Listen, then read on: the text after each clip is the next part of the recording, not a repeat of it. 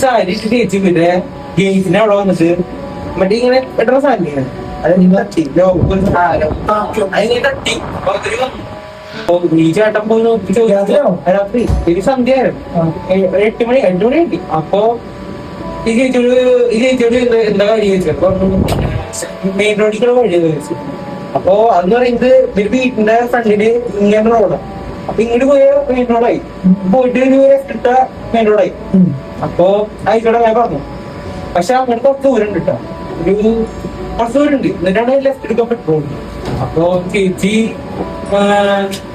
പ്രത്യേകം പറഞ്ഞില്ല, അങ്ങോട്ട് പോയിട്ട് ലെഫ്റ്റ് ഇട്ടാ മതി പറഞ്ഞു ചേട്ടൻ. എന്നിട്ട് ചേട്ടൻ അങ്ങോട്ട് വരുന്നു ഭാര്യയുടെ അടുത്തേക്ക്.